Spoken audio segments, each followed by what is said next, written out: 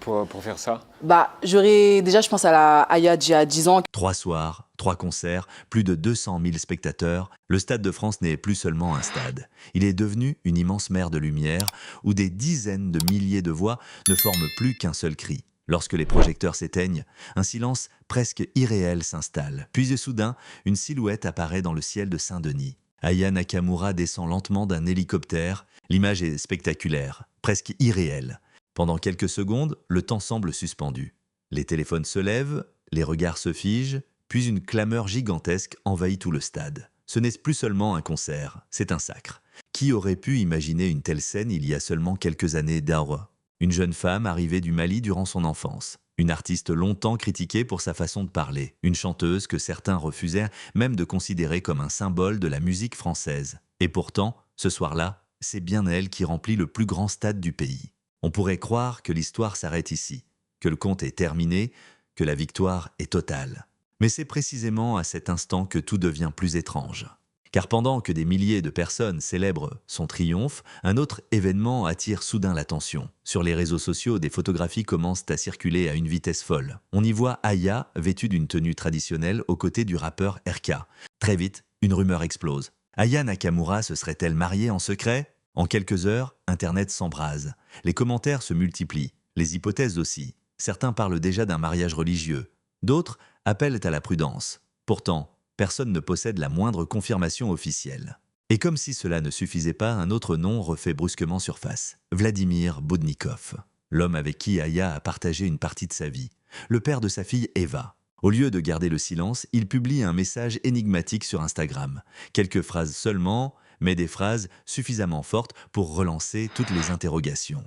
Pourquoi évoque-t-il soudain leur fille ?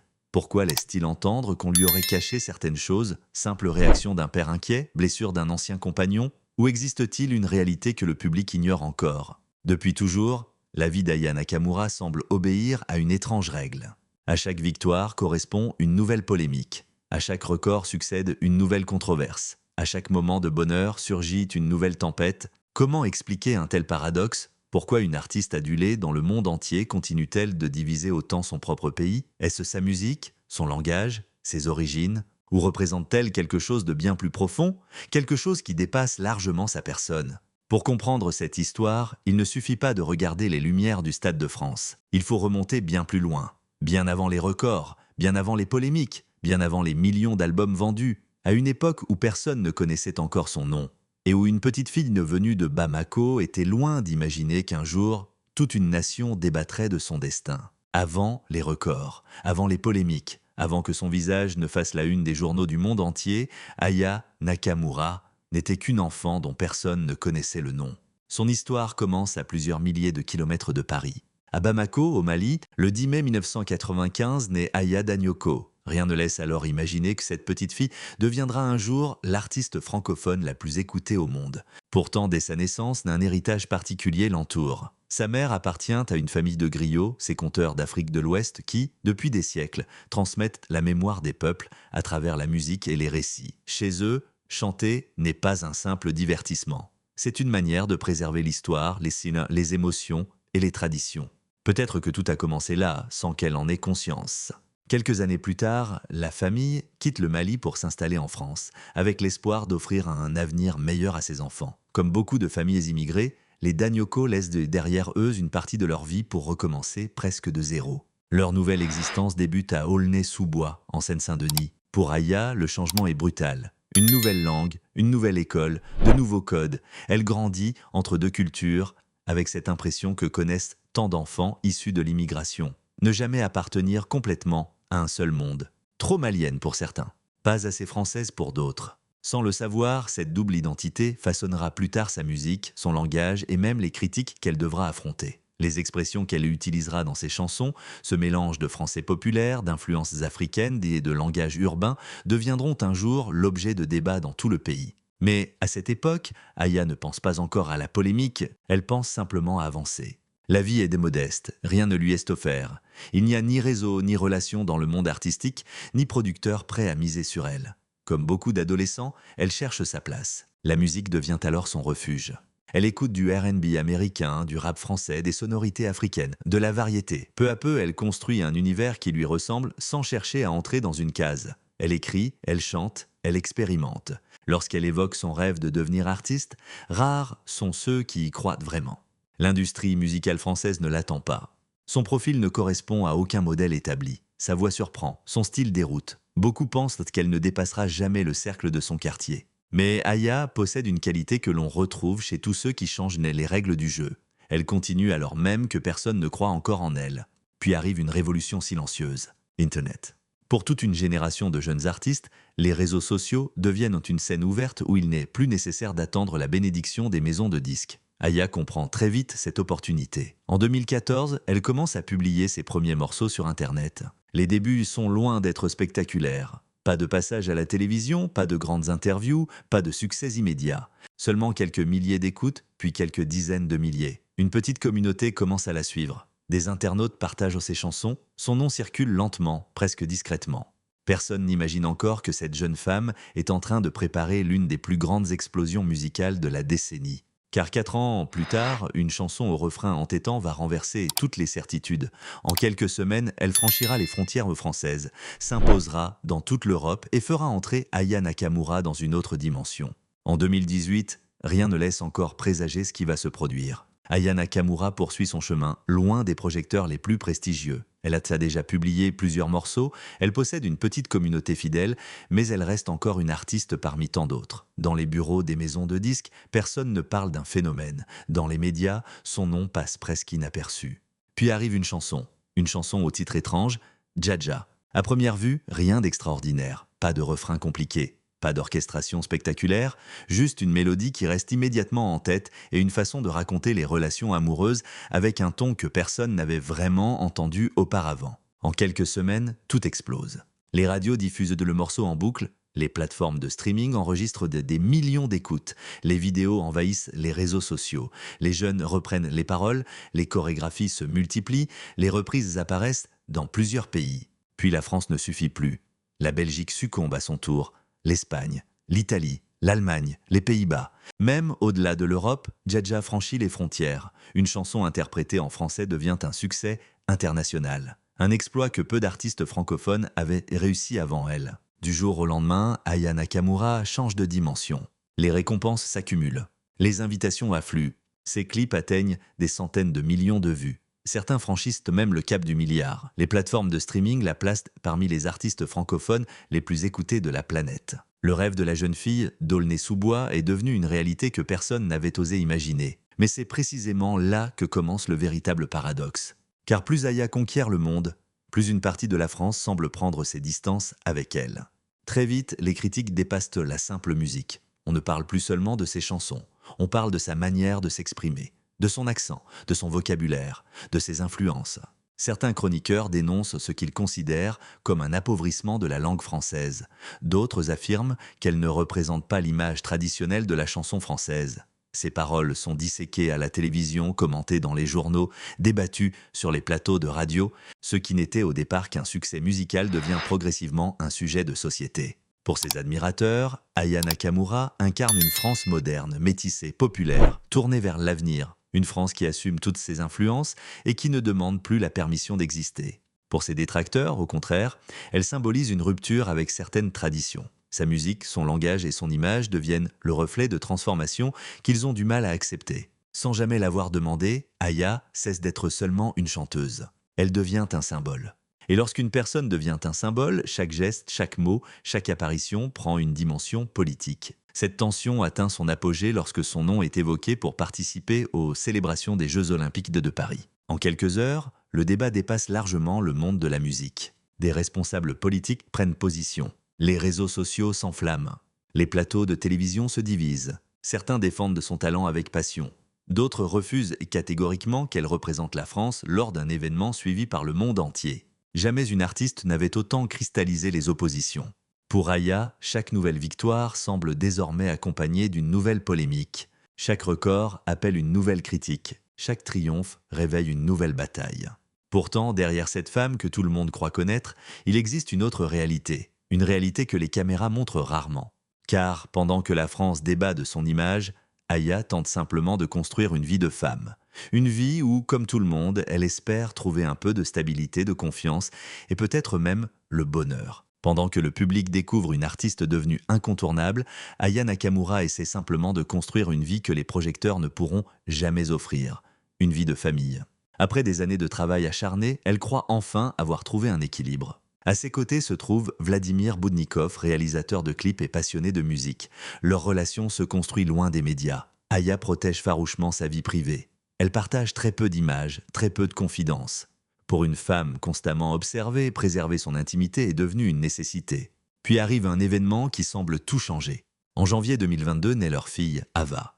Pour Aya, cette naissance représente bien plus qu'un bonheur personnel. C'est peut-être la promesse d'une vie plus apaisée, après les critiques, les polémiques et la pression permanente. Elle espère enfin retrouver ce que la célébrité ne peut pas offrir. Un foyer, une stabilité, une famille. Pendant quelque temps, tout semble aller dans cette direction. Sa carrière continue de décoller. Ses chansons dominent les plateformes. Les salles de concert affichent au complet. Et dans l'ombre des projecteurs, Aya tente simplement d'être une mère. Mais les apparences sont parfois trompeuses. Au fil des mois, des tensions apparaissent dans le couple. D'abord discrètes, presque invisibles, puis les désaccords deviennent plus fréquents. Personne ne sait réellement ce qui se passe derrière les portes closes, et pourtant, un soir d'août 2022, tout bascule. Une violente dispute éclate à leur domicile. Les forces de l'ordre interviennent. En quelques heures, Aya Nakamura et Vladimir Boudnikov sont placés en garde à vue dans une affaire de violence conjugale. L'information fait immédiatement le tour des médias. Les chaînes d'information s'en emparent, les réseaux sociaux explosent. Comme souvent, lorsqu'une célébrité est impliquée, le tribunal de l'opinion publique rend son verdict avant même que la justice ne commence son travail. Les mois passent, l'enquête suit son cours, puis vient le procès. Chaque détail est examiné, chaque déclaration est reprise dans la presse. Finalement, la justice conclut à des violences réciproques entre les deux anciens compagnons. Tous deux sont condamnés. La décision marque un tournant. Non pas parce qu'elle met fin à leur histoire, celle-ci est déjà profondément brisée, mais parce qu'elle modifie durablement l'image publique d'Aya Nakamura. Jusqu'alors, beaucoup voyaient surtout une chanteuse à succès. Désormais, son nom est aussi associé à un fait divers qui continuera longtemps à la poursuivre. Pourtant, sa carrière ne s'effondre pas. Ses chansons continuent d'être écoutées par des millions de personnes. Ses concerts affichent toujours complets. Mais quelque chose a changé. Chaque apparition est désormais analysée. Chaque silence est interprété. Chaque publication sur les réseaux sociaux déclenche des commentaires. Aya découvre alors une réalité que connaissent de nombreuses célébrités. Le succès peut remplir les plus grandes salles du monde.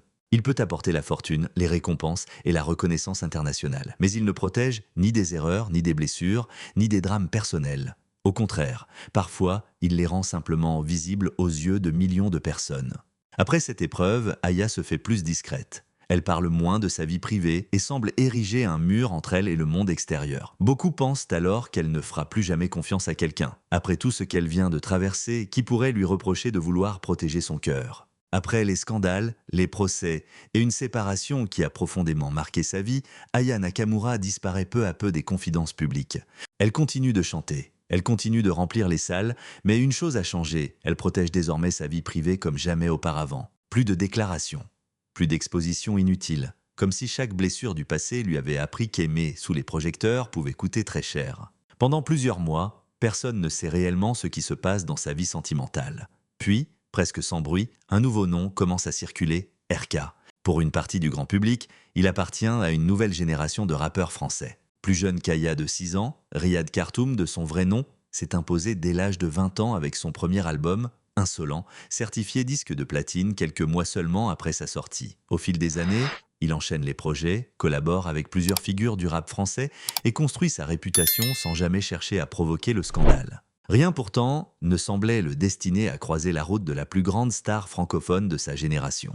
Puis viennent les premières rumeurs, une photographie apparaît furtivement sur les réseaux sociaux avant d'être supprimée. Quelques semaines plus tard, plusieurs internautes remarquent leur présence au même endroit. Puis d'autres images, puis d'autres indices. Aucun commentaire, aucune explication, et c'est justement ce silence qui nourrit toutes les spéculations. S'agit-il simplement d'une amitié, d'une collaboration musicale ou d'une véritable histoire d'amour? Pendant des mois, Aya refuse de répondre. RK garde lui aussi le silence. Mais plus ils se taisent, plus Internet parle à leur place. Contrairement aux relations passées de la chanteuse, celle-ci semble avancer dans une discrétion presque totale. Pas de déclaration enflammée, pas d'interview, pas de mise en scène. Seulement 2 artistes qui semblent vouloir vivre leur histoire loin des caméras. Puis arrive le mois de mai, 3 concerts historiques au Stade de France. Plus de 200 000 spectateurs. Toute la France a les yeux tournés vers Aya Nakamura. Parmi les milliers de personnes présentes dans le public, un visage attire rapidement l'attention. RK. Sa présence ne passe pas inaperçue. Mais c'est après le concert que tout s'accélère. Sur son compte Instagram, le rappeur publie un court message, quelques mots seulement. « Mon Dieu, ma belle !» accompagné de plusieurs cœurs rouges. Le message fait immédiatement le tour des réseaux sociaux. Pour certains, il s'agit simplement d'un homme fier de la femme qu'il aime. Pour d'autres, c'est la première confirmation publique de leur relation. Mais quelques semaines plus tard, une nouvelle vague de spéculation dépasse tout ce qui avait été imaginé. Des photographies circulent massivement sur Internet. On y voit Aya et RK, vêtus de tenues traditionnelles lors d'une cérémonie qui ressemble à un mariage religieux. Très vite, une rumeur envahit les médias et les réseaux sociaux. Aya Nakamura se serait-elle mariée en secret? Les félicitations se multiplient. Les internautes s'enthousiasment. Mais un détail change complètement la lecture de cette histoire. À aucun moment, Aya Nakamura ne confirme officiellement l'authenticité de ces images ni l'existence d'un mariage. Le mystère demeure entier. Et comme si cela ne suffisait pas, une autre voix vient bouleverser le récit, celle de Vladimir Boudnikov. Sur Instagram, le père de la petite Ava publie un message lourd de sous-entendus. Il affirme avoir compris pourquoi sa fille n'aurait pas pu le contacter pendant plusieurs jours et laisse transparaître une profonde colère. En quelques minutes, sa publication est relayée partout. Certains y voient la réaction d'un père inquiet, d'autres celle d'un ancien compagnon blessé. Personne, en réalité, ne connaît toute la vérité. Une fois encore, la vie privée d'Aya Nakamura devient un sujet de débat national. Et une fois encore, la principale intéressée choisit le silence. Peut-être parce qu'elle a appris qu'il existe des batailles qui ne se gagnent pas devant les caméras. Les lumières s'éteignent lentement. Le Stade de France retrouve son calme. Les derniers spectateurs quittent les tribunes, encore portés par l'émotion de ces 3 soirées historiques. Plus de 200 000 personnes se sont venues applaudir celle qui, il y a quelques années encore, n'était qu'une jeune fille anonyme des quartiers populaires d'Aulnay-sous-Bois. Pour beaucoup, cette image ressemble à un conte de fées. Une enfant née à Bamako, une famille venue chercher une vie meilleure en France, une adolescente qui publiait ses premières chansons sur Internet sans savoir si quelqu'un les écouterait un jour, puis Dja, les records, les récompenses, les tournées à guichets fermés, et enfin le Stade de France. Vu de loin, tout semble parfait. Mais lorsqu'on regarde son parcours de plus près, une autre réalité apparaît. Chaque victoire a été suivie d'une polémique, chaque succès a déclenché de nouveaux débats, sa façon de parler, ses origines, son image, sa musique, sa place dans la société française. Rarement une artiste aura suscité autant d'admiration, tout en provoquant autant de discussions, comme si Aya Nakamura était devenue bien plus qu'une chanteuse, un symbole, le reflet d'une France qui change, qui évolue, mais qui continue aussi de se poser de nombreuses questions sur son identité. À cela se sont ajoutées les épreuves personnelles, une histoire d'amour qui s'est terminée devant les tribunaux, une vie privée exposée malgré elle. Des blessures que les réseaux sociaux ont souvent transformées en spectacles. Et pourtant, malgré tout cela, Aya n'a jamais disparu. Elle a continué à avancer, concert après concert, album après album, comme si chaque obstacle devenait une raison supplémentaire de ne jamais abandonner. Aujourd'hui, un nouveau chapitre semble s'écrire. Depuis plusieurs mois, RK apparaît régulièrement à ses côtés. Les photographies qui ont circulé après les concerts du Stade de France ont relancé les rumeurs d'un mariage. Beaucoup y voyant la preuve qu'Aya aurait enfin retrouvé l'amour. Mais une chose mérite d'être rappelée. Jusqu'à aujourd'hui, la chanteuse n'a jamais confirmé publiquement ces informations. Peut-être parce qu'après tout ce qu'elle a vécu, elle préfère désormais protéger ce qui lui reste de plus précieux, sa vie privée. Au fond, la véritable question n'est peut-être pas de savoir si Aya Nakamura s'est mariée. La véritable question est ailleurs. Comment une femme qui a connu autant de succès a-t-elle réussi à continuer d'avancer malgré les critiques, les scandales et les épreuves personnelles? Car remplir les plus grandes salles du monde ne garantit pas le bonheur, la célébrité apporte les applaudissements, elle apporte la reconnaissance, elle apporte parfois la fortune. Mais elle ne protège ni des blessures, ni des doutes, ni de la solitude. C'est peut-être là que réside le véritable prix du succès. L'histoire d'Aya Nakamura n'est donc pas seulement celle d'une chanteuse devenue une star mondiale. C'est aussi l'histoire d'une femme qui, malgré les regards, les jugements et les tempêtes, a refusé de renoncer à ses rêves. Et c'est peut-être pour cette raison que son parcours continue de fasciner autant. Parce qu'au-delà des records et des polémiques, il nous rappelle qu'aucune réussite n'efface complètement les épreuves de la vie. Et vous, de quel est votre regard sur l'histoire d'Aya Nakamura ? Pensez-vous qu'elle ait enfin trouvé la sérénité qu'elle recherchait depuis tant d'années, ou croyez-vous que les plus grands défis l'attendent encore? Dites-nous votre avis dans les commentaires. Si cette vidéo vous a plu, n'oubliez pas de laisser un j'aime, de la partager avec vos proches et de vous abonner à la chaîne. Activez également la cloche pour ne manquer aucune de nos prochaines histoires.